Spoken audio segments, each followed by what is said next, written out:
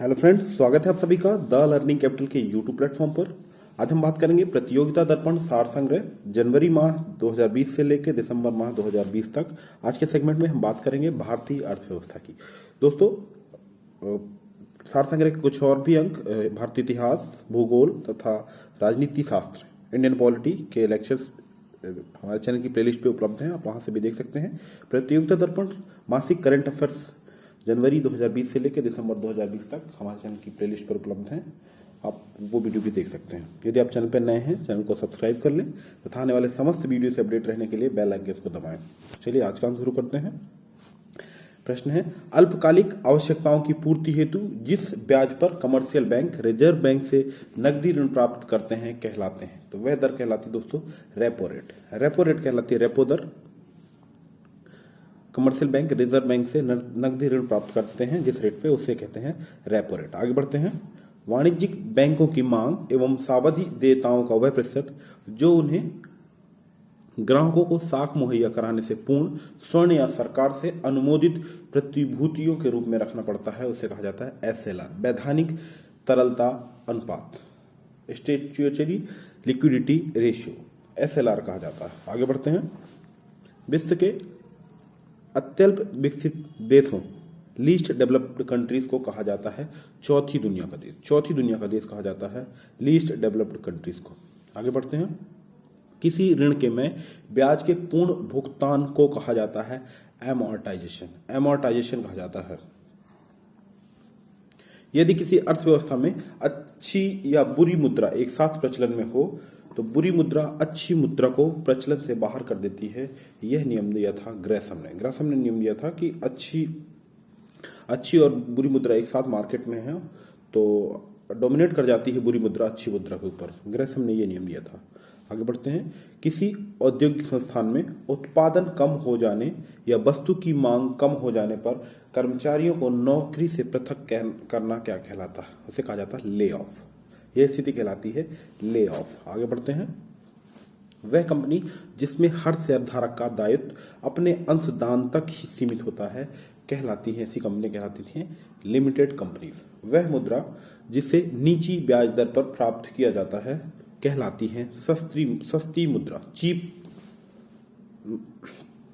मुद्रा कहा जाता है। आगे बढ़ते हैं। प्लानिंग एंड द पुअर पुस्तक के लेखक हैं। तो यह रचना है दोस्तों डेविड रिकार्डो की। डेविड रिकार्डो की रचना है planning and the poor. Eco mark किसी उत्पाद पर दिए गए इस प्रमाणन का चिन्ह होता है कि यह उत्पाद नष्ट नहीं होने वाला है। यह उत्पाद नष्ट नहीं होना है, उसके लिए इको मार्क दिया जाता है। आगे बढ़ते हैं। देश के नागरिकों द्वारा किसी दी हुई समय अवधि में सामान्यतया एक वित्तीय वर्ष में उत्पादित कुल अंतिम वस्तुओं एवं सेवाओं का मौद्रिक मूल्य कहलाता है सकल घरेलू उत्पाद, जीडीपी कहलाता है, ग्रॉस डोमेस्टिक प्रोडक्ट। कौन सी पंचवर्षीय योजना पीसी महालनोबिस मॉडल पर आधारित थी? तो जो द्वितीय पंचवर्षीय योजना थी वो पीसी महालनोबिस मॉडल पर आधारित थी। भारतीय प्रतिभूति एवं विनिमय board, security exchange board of India, SEBI की स्थापना कब हुई थी? 12 अप्रैल 1988 को सेबी की स्थापना हुई थी। SEBI security exchange and board of India, यह भारत में सभी प्रतिभूतियों का नियंत्रण एवं संचालन का कार्य करती है। आगे बढ़ते हैं। दोस्तों, चैनल पे नए हैं तो चैनल को सब्सक्राइब कर लें। आने वाले समस्त वीडियो से अपडेट रहने के लिए बेल आइकन को दबाएं। वीडियो को लाइक करते जाएं और शेयर कर दें। ऐसे पूंजी बाजार में जिसमें निजी निगम क्षेत्र के नए अंशों और डिवेंचरों, सरकारी कंपनियों की प्राथमिक प्रतिभूतियों या नई प्रतिभूतियों तथा सार्वजनिक क्षेत्र के बॉन्डों के नियमों का क्रय विक्रय कहलाता है, ऐसा बाजार कहलाता है दोस्तों प्राथमिक पूंजी बाजार। प्राथमिक पूंजी बाजार कहलाता है। प्रत्यक्ष करों के उदाहरण हैं। डायरेक्ट कर कौन कौन से होते हैं? डायरेक्ट कर होते हैं दोस्तों आयकर, संपत्ति कर, उपहार कर आदि, ये सभी डायरेक्ट टैक्सेस के उदाहरण हैं। इनडायरेक्ट टैक्सेस के उदाहरण हैं बिक्री कर, तट कर, उत्पाद कर, सीमा शुल्क आदि। आगे बढ़ते हैं। ऐसी अर्थव्यवस्था जिसमें निजी तथा सरकारी दोनों क्षेत्रों का सह अस्तित्व हो कहलाता है, तो ऐसी अर्थव्यवस्था कहलाती है मिश्रित अर्थव्यवस्था। मिश्रित अर्थव्यवस्था जिसमें गवर्नमेंट तथा प्राइवेट दोनों मिलकर काम करते हैं। 24 कैरेट के शुद्ध सोने को कहा जाता है, 24 कैरेट के शुद्ध सोना कहलाता है प्राइमरी गोल्ड, प्राइमरी गोल्ड के नाम से जाना जाता है। किसी देश द्वारा आयातों पर लगाए गए कर को क्या कहा जाता है? कहा जाता है दोस्तों टैरिफ। किसी देश द्वारा आयातों पर लगाए गए कर को टैरिफ कहा जाता है। जब किसी देश की प्रधान मुद्रा स्वर्ण में परिवर्तनशील होती है अथवा मुद्रा का मूल्य सोने में नापा जाता है तो इस मौद्रिक व्यवस्था को कहा जाता है, इस मौद्रिक व्यवस्था को कहा जाता है स्वर्णमान। भारत में controller and auditor general CAG की रिपोर्ट का परीक्षण किस संसदीय समिति द्वारा किया जाता है? सीएजी की रिपोर्ट का परीक्षण किया जाता है लोक लेखा समिति, पीएसी, पब्लिक अकाउंट्स कमिटी। संसद की महत्वपूर्ण समिति है ये। कुल 22 सदस्य होते हैं, 15 लोकसभा से और 7 राज्यसभा से। भारत में आवासीय कीमतों का सूचकांक रेसिडेक्स कब प्रारंभ किया गया था? तो आवासीय कीमतों का सूचकांक रेसिडेक्स प्रारंभ किया गया था वर्ष 2007 से। कल्प योजना संबंधित है, महत्वपूर्ण योजना है कल्प योजना। यह संबंधित है प्राइमरी एजुकेशन से, प्राथमिक शिक्षा से। आर्थिक समीक्षा इकोनॉमिक सर्वे को तैयार करने तथा प्रकाशित करने का दायित्व है वित्त मंत्रालय भारत सरकार के द्वारा। वित्त मंत्रालय भारत सरकार के द्वारा इकोनॉमिक सर्वे ऑफ इंडिया प्रतिवर्ष तैयार किया जाता है। आगे बढ़ते हैं। एक राष्ट्रीय मुहिम राष्ट्रीय गरिमा अभियान का आरंभ किया गया था। किस उद्देश्य से यह योजना अभियान प्रारंभ किया गया था? मैला ढोने की प्रथा को समाप्त करने और मैला ढोने वाले कर्मियों के पुनर्वास के लिए राष्ट्रीय कार्यक्रम राष्ट्रीय गरिमा अभियान का प्रारंभ किया गया था। स्थिर मांग के साथ आपूर्ति में वृद्धि से वस्तुओं की कीमत में किस बात की संभावना होती है? इस स्थिति में वस्तुओं की कीमत घटने की संभावना ज्यादा होती है। उत्तर प्रदेश जमींदारी उन्मूलन और भूमि सुधार अधिनियम 1950 संविधान की किस अनुसूची में अंतर्निहित है? तो इसका सही उत्तर दोस्तों 9वीं अनुसूची में, 9वीं अनुसूची में अंतर्निहित है। उत्तर प्रदेश संविधान की 9वीं अनुसूची जोड़ी गई दोस्तों फर्स्ट कॉन्स्टिट्यूशन अमेंडमेंट 1951 और यह अनुसूची मूल अधिकार में को सीमित करती है कुछ विकास के मुद्दों को लेकर, जिसमें मुख्यतः जमींदारी उन्मूलन अधिनियम शामिल है। भूमि सरकार को भूमि अधिग्रहण विकास के लिए भूमि ग्रहण अधिग्रहण के लिए ज्यादा शक्तियां प्रदान करती है 9वीं अनुसूची। आगे बढ़ते हैं। भारतीय पेटेंट कानून कब लागू हुआ था? तो भारतीय पेटेंट कानून लागू हुआ था 1972 में। वे सूचक जिनका उपयोग वैश्विक भुखमरी सूचकांक ग्लोबल हंगर इंडेक्स रिपोर्ट बनाने में किया जाता है तो अल्प पोषण, शिशु वृद्धि रोधन तथा मृत्यु दर, ये इंडेक्स में ये आधार होते हैं वैश्विक भुखमरी सूचकांक बनाने में। आगे बढ़ते हैं।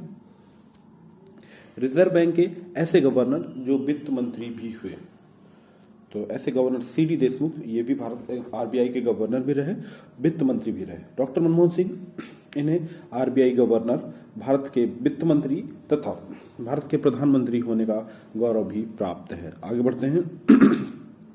कौन सी संस्था भारत में सतत विकास लक्ष्यों के कार्यान्वयन के लिए एक नोडल संस्था है? तो सतत विकास जो सस्टेनेबल गोल है, सस्टेनेबल डेवलपमेंट गोल, इसके कार्यान्वयन के लिए नोडल एजेंसी है NITI Aayog. National institute of transforming India वर्ष 2014 में गठन किया गया प्लानिंग कमीशन के स्थान पर, योजना आयोग के स्थान पर। इसके पदेन अध्यक्ष होते हैं भारत के प्रधानमंत्री तथा उपाध्यक्ष के रूप में वर्तमान में कार्य कर रहे हैं राजीव कुमार। समृद्धि सीमा की अवधारणा का प्रतिपादन कहाँ किया गया था? क्लब ऑफ रोम में किया गया था समृद्धि सीमा की अवधारणा का प्रतिपादन। आगे बढ़ते हैं। वर्ष के अधिकांश हिस्से में रोजगार रहने वाले व्यक्ति की संख्या को कहा जाता है सामान्य स्थिति बेरोजगारी। सामान्य स्थिति बेरोजगारी कहा जाता है जब ईयर के अधिकांश हिस्से में रोजगार लोगों के पास रहता है। जीवन की भौतिक गुणवत्ता सूचकांक physical quality of life index विकसित किया गया था। किसके द्वारा किया गया था? मॉरिसन ने विकसित किया गया था physical quality of life index. राष्ट्रीय ग्रामीण स्वास्थ्य मिशन योजना कब लॉन्च की गई थी? तो यह योजना लॉन्च की गई थी वर्ष 2005 में। भारत में निर्धनता अनुपात घट रहा है क्योंकि 15 से जो 15 जो वर्किंग एज होती है, 15 से 59 वर्ष की जनसंख्या सापेक्षतया अधिक है, इसलिए भारत में निर्धनता अनुपात घट रहा है। आगे बढ़ते हैं। किस वर्ष में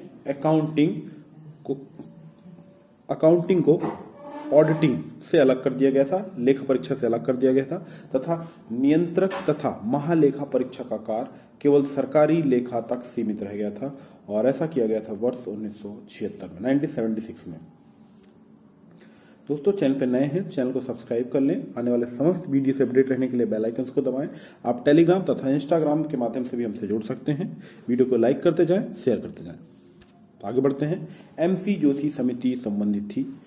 एमसी जोशी समिति संबंधित थी काले धन से संबंधित विभिन्न पहलुओं की समीक्षा से। वांचू समिति संबंधित थी, ये थी प्रत्यक्ष करों से, डायरेक्ट टैक्सेस से संबंधित थी वांचू समिति। विश्व बैंक की उदार ऋण प्रदान करने वाली खिड़की कहा जाता है अंतर्राष्ट्रीय विकास संघ, इंटरनेशनल डेवलपमेंट एसोसिएशन को कहा जाता है विश्व बैंक की उदार ऋण प्रदान करने वाली खिड़की।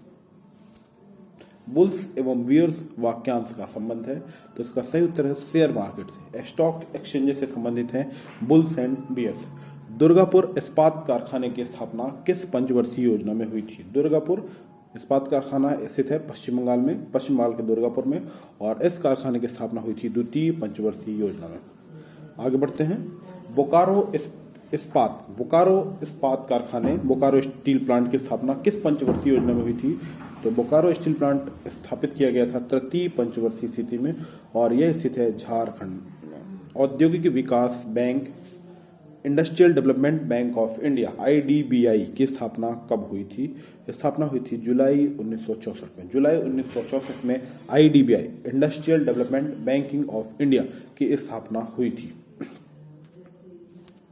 प्रत्यक्ष करों के उदाहरण हैं, डायरेक्ट टैक्स के उदाहरण है आयकर, संपत्ति कर, उपहार कर आदि। अप्रत्यक्ष करों के उदाहरण हैं बिक्री कर, तट कर, उत्पाद कर आदि। गोईपोरिया समिति का संबंध है, तो गोईपोरिया समिति का संबंध है बैंकिंग सेवा सुधार से। बैंकिंग सेवा सुधार से संबंधित थी गोईपोरिया समिति। सिक्कों का उत्पादन करने तथा सोने और चांदी की परख करने एवं तमगों का उत्पादन करने के लिए भारत सरकार की टकसालें स्थित हैं। ऐसी टकसालें स्थित हैं भारत में मुंबई, कोलकाता, हैदराबाद और नोएडा में।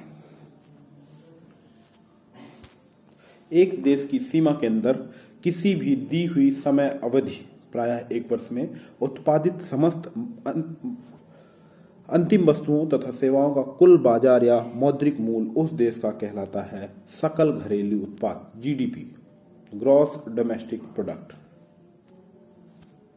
सकल घरेलू उत्पाद GDP में से यदि वह आय घटा दी जाए जो सृजित तो देश में हुई है किंतु विदेशों को प्राप्य है, तथा देश को प्राप्त होने वाली किंतु विदेशों में अर्जित आय जोड़ दी जाए तो क्या बनता है? तो बनता है दोस्तों ग्रॉस नेशनल प्रोडक्ट, GNP, सकल राष्ट्रीय उत्पाद।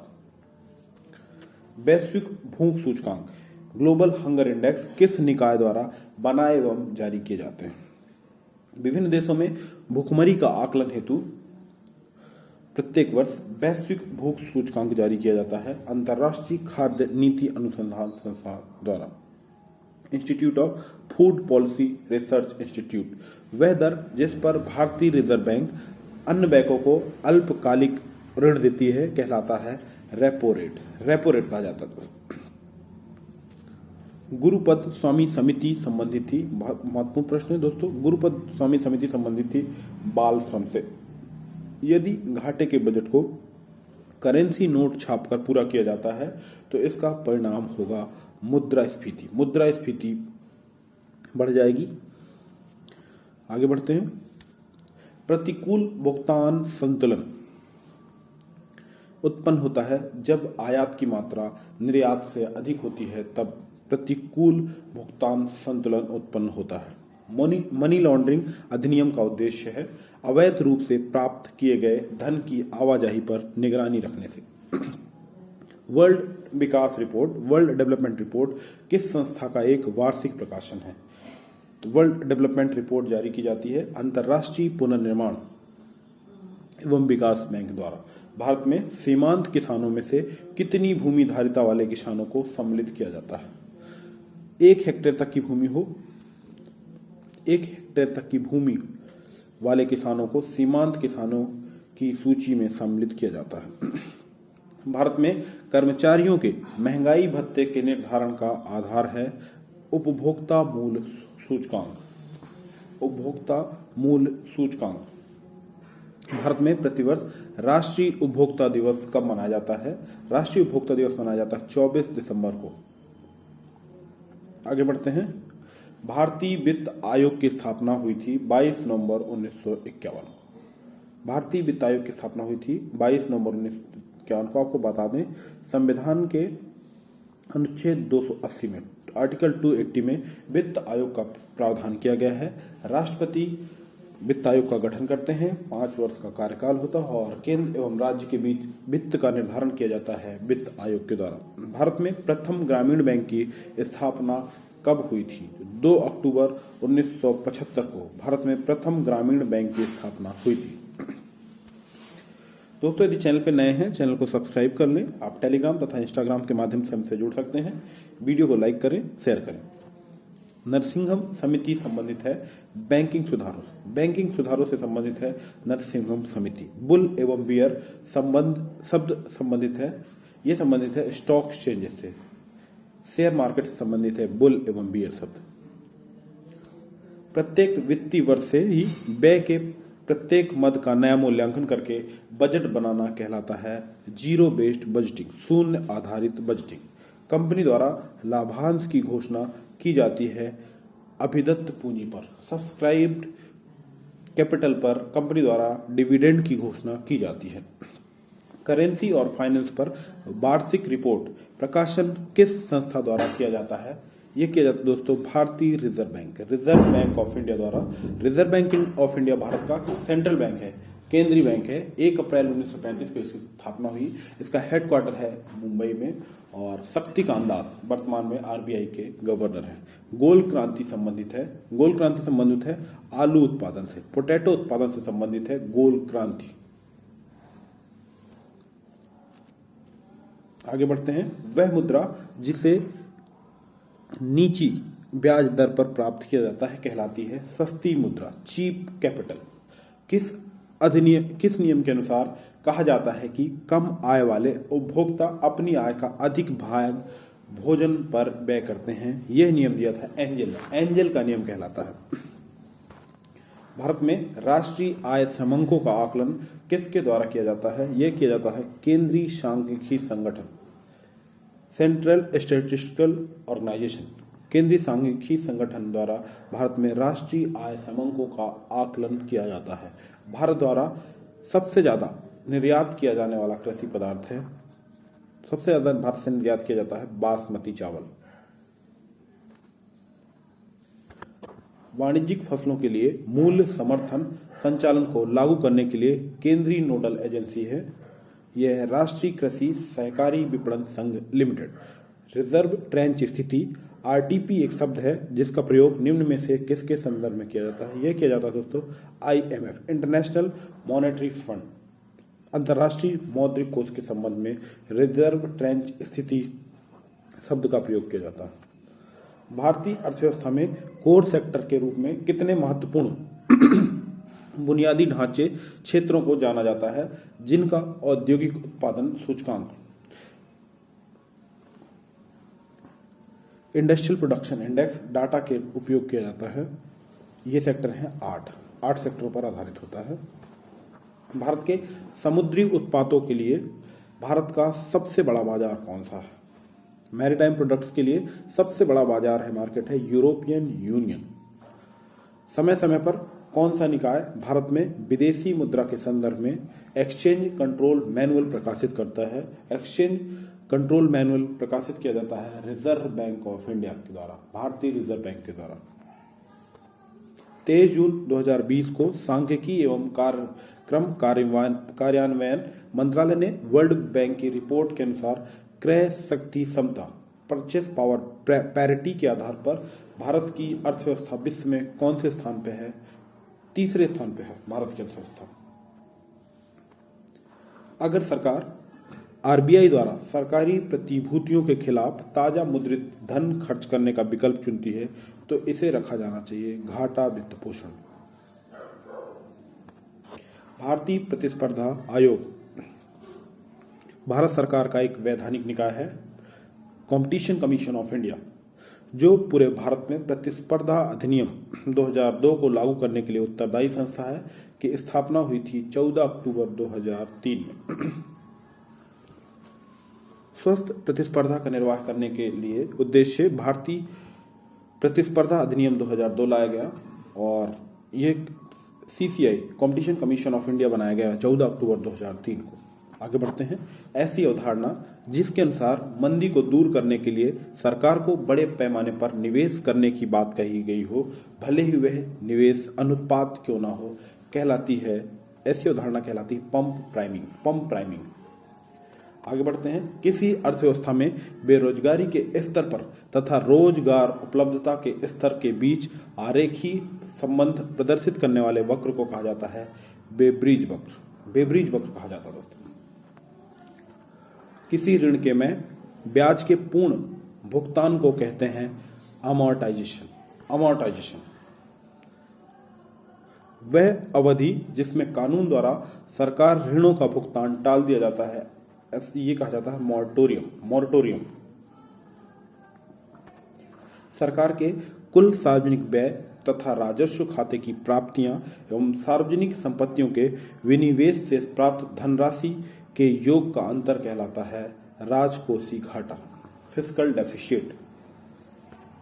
राजकोषीय घाटे में से ब्याज भुगतान की राशि को घटाकर आया अंतर कहलाता है प्राथमिक घाटा। भारतीय संविधान के अनुच्छेद 114 के अनुसार भारत की संचित निधि से रकम निकासी की मंजूरी प्राप्त करने के लिए विधायिका से पारित विधेयक कहलाता है विनियोग विधेयक, एप्रोप्रिएशन बिल। शेयर बाजारों से संबंधित शब्दावली आईपीओ का पूर्ण रूप है इनिशियल पब्लिक ऑफर। स्वर्ण आभूषणों की गुणवत्ता सुनिश्चित करने के लिए प्रदान किया जाने वाला हॉलमार्क प्रदान किया जाता है भारतीय मानक ब्यूरो के द्वारा, ब्यूरो ऑफ इंडियन स्टैंडर्ड के द्वारा। दोस्तों, यदि चैनल पे नए हैं तो चैनल को सब्सक्राइब कर लें। आने वाले समस्त वीडियो से अपडेट रहने के लिए बेल आइकन को दबाएं। बैंकों के चेक के निचले हिस्से पर छपा रहने वाला magnetic ink character recognition MICR code कितने अंकों का होता है? तो MICR कोड होता है 9 अंकों का। भारत के विदेशी विनिमय कोष में सम्मिलित किया जाता है विदेशी मुद्रा, गोल्ड तथा SDR, स्पेशल ड्रॉ राइट्स। यदि घाटे के बजट को करेंसी नोट छापकर पूरा किया जाता है तो इसका परिणाम होता है मुद्रास्फीति, इन्फ्लेशन। आगे बढ़ते हैं। किन्हीं दो पक्षों के बीच लिखित आर्थिक समझौते के लिए किस शब्द का प्रयोग किया जाता है? बंध पत्र, बॉन्ड पेपर का। गुरुपद स्वामी समिति संबंधित थी बाल श्रम से संबंधित थी गुरुपद स्वामी समिति। केंद्र सरकार के एक महत्वपूर्ण विभाग का नाम दीपम रखा गया है, department of investment public assets and management. यह विभाग है पूंजी अनुवेश से संबंधित है। वैश्विक भूख सूचकांक, ग्लोबल हंगर इंडेक्स किस निकाय द्वारा बनाया एवं जारी किया जाता है? प्रत्येक वर्ष जारी किया जाता है वैश्विक भूख सूचकांक, ग्लोबल हंगर इंडेक्स, विभिन्न देशों में भूखमरी के आकलन हेतु अंतर्राष्ट्रीय खाद्य नीति अनुसंधान संस्थान द्वारा, international food policy research institute द्वारा यह जारी किया जाता है। एक धरोहर गोद लो परियोजना संबंधित है कॉरपोरेट क्षेत्र की कंपनियों को देश की एक धरोहर को गोद लेकर उसका विकास करना है, उससे संबंधित है एक धरोहर गोद लो परियोजना। कृषिगत उत्पादों को प्रोत्साहन देने के लिए भारत सरकार द्वारा कितनी कृषि उपजों के लिए न्यूनतम समर्थन मूल्य की घोषणा की जाती है? तो 24 कृषि उपजों को रखा गया है। भारत में कर्मचारी राज्य बीमा योजना प्रारंभ की गई थी। यह योजना प्रारंभ की गई थी वर्ष 1952 में। बीमा क्षेत्र की किसी कंपनी में भागीदारी के लिए बैंक की कम से कम कितनी नेटवर्थ होनी चाहिए? तो नेटवर्थ बैंक की होनी चाहिए 100 करोड़ की।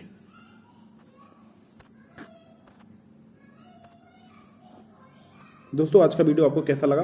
कमेंट बॉक्स के माध्यम से अपने मूल सुझाव अवश्य दें। यदि आप चैनल पर नए हैं तो हमारे चैनल को सब्सक्राइब कर लें। आने वाले समस्त वीडियो से अपडेट रहने के लिए बेल आइकन को दबाएं। प्रतियोगिता दर्पण करंट अफेयर्स के सभी 12 हर मंथ के वीडियो हमारे चैनल की प्लेलिस्ट पे पड़े हैं। आप करंट अफेयर की वीडियोस भी देख सकते हैं।